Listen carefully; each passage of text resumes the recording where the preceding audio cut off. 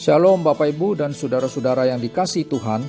Mari kita berakar, bertumbuh, dan menjadi dewasa dalam iman melalui belajar kebenaran firman Tuhan. Pada bagian pertama dari sesi pelajaran ini, kita sudah membahas dua unsur penting dalam berdoa, yaitu pengagungan dan pengakuan. Di pelajaran sekarang ini, kita akan menjelaskan dua unsur lain yang menjadi bagian tidak terpisahkan dari berdoa. Berdoa yang benar harus mencakup kedua poin berikut ini, yaitu pengucapan syukur sebagai unsur ketiga. Di dalam Alkitab, kita dapat melihat bahwa urusan mengucap syukur adalah hal yang dikehendaki Allah. Ini jelas dikatakan oleh Rasul Paulus dalam 1 Tesalonika 5 ayat 18, di mana ia menulis seperti ini, "Mengucap syukurlah dalam segala hal, sebab itulah yang dikehendaki Allah di dalam Kristus Yesus bagi kamu."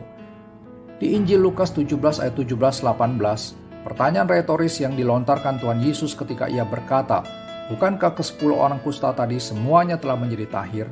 Di manakah yang 9 orang itu? Tidak adakah di antara mereka yang kembali untuk memuliakan Allah selain daripada orang asing ini?" Ungkapan ini dengan kuat mengindikasikan bahwa Yesus Kristus juga sangat peduli terhadap sikap bersyukur. Pada saat kita mengucap syukur kepada Tuhan melalui doa-doa kita, itu menandakan bahwa kita memiliki hati yang responsif kepada Allah. Kita sadar dan mengamini kebenaran bahwa Allah adalah sumber segala kebaikan, berkat, dan anugerah di dalam dunia ini dan di dalam hidup kita. Pengucapan syukur juga merupakan tanda nyata bahwa kita tidak melupakan Tuhan Sang Pemberi berkat tatkala segala berkatnya sudah dialami dan dinikmati oleh kita. Sebagai orang percaya, kita tidak boleh memelihara kebiasaan buruk berupa perilaku amnesia rohani, yaitu saat susah, dilanda masalah, ditimpa kesulitan, dan dihimpit oleh beban kehidupan. Tiba-tiba secara otomatis kita ingat Tuhan, datang dan berdoa meminta belas kasihan serta pertolongannya. Tetapi begitu keadaan hidup kita sudah baik, usaha berjalan lancar, urusan hidup kita semuanya beres, maka Tuhan pun sudah tidak ada lagi dalam agenda kebutuhan kita. Dia sudah tersingkirkan dan terlupakan. Tatkala kita membiasakan diri untuk senantiasa bersyukur kepada Tuhan dalam doa, hal yang baik ini akan sangat menolong kita untuk tidak terjerumus ke dalam perilaku amnesia rohani tersebut. Selanjutnya, kita perlu tahu bahwa pengucapan syukur kepada Tuhan itu meliputi segala hal, mulai dari urusan yang sederhana dan alamiah, seperti udara yang dihirup dengan bebas, istirahat malam yang baik, selera makan, kesehatan, pergantian musim, bakat, prestasi, dan lain sebagainya, sampai pada perkara yang sempurna dan supra-alamiah. Misalnya ada jaminan kepastian keselamatan, pemeliharaan Allah yang tidak pernah salah, mengalami mujizat kesembuhan, dan lain sebagainya. Di samping itu, bersyukur juga merupakan suatu sikap rohani yang mengimani kebenaran bahwa Allah turut bekerja dalam segala sesuatu untuk mendatangkan kebaikan bagi mereka yang mengasihinya. Roma 8 ayat 28. Apakah aspek pengucapan syukur ini sudah menjadi bagian yang tidak terpisahkan dari setiap doa-doa yang kita panjatkan kepada Tuhan?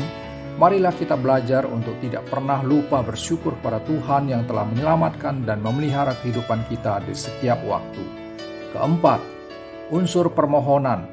Bagi kita sebagai orang percaya, kita harus hidup berdasarkan prinsip teologis yang menyatakan bahwa tidak ada sumber lain yang kepadanya kita harus datang untuk memohon kecuali hanya kepada Allah saja. Dalam Alkitab, Allah menyatakan diri sebagai pribadi yang mengerti dan peduli pada kita. Ia mengerti untuk peduli dan peduli karena mengerti.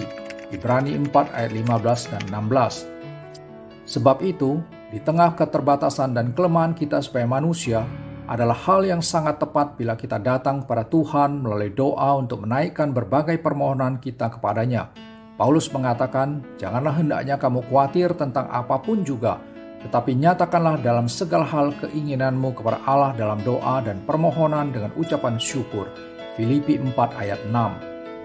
Kata permohonan dalam kitab suci menggambarkan suatu semangat yang penuh dengan kesungguhan dan keseriusan serta ditandai dengan posisi tubuh yang berlutut dan menundukkan diri di hadapan Tuhan.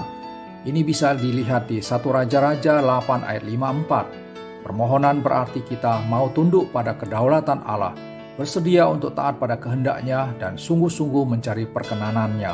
Dengan kata lain, ketika kita memohon kepada Tuhan, kita harus berdoa berdasarkan pemahaman bahwa kehendak Tuhan adalah yang terbaik. Karena itu, bukan kehendak kita yang terjadi, melainkan jadilah kehendak-Mu seperti yang diajarkan oleh Tuhan Yesus di doa Bapa kami. Matius 6 ayat 10. Bapak, Ibu, dan saudara-saudara yang dikasihi Tuhan, dengan berpedoman pada penjelasan tentang keempat unsur ini, yaitu pengagungan, pengakuan, pengucapan syukur, dan permohonan, maka jelaslah terlihat bahwa berdoa itu tidak melulu berkaitan dengan perihal meminta. Ada hal-hal lainnya yang juga sangat penting sebagai bagian dari doa. Jadi, berdoa tidak identik dengan hanya meminta, karena ternyata meminta itu hanyalah salah satu unsur saja dalam berdoa. Tuhan Yesus memberkati kita semua.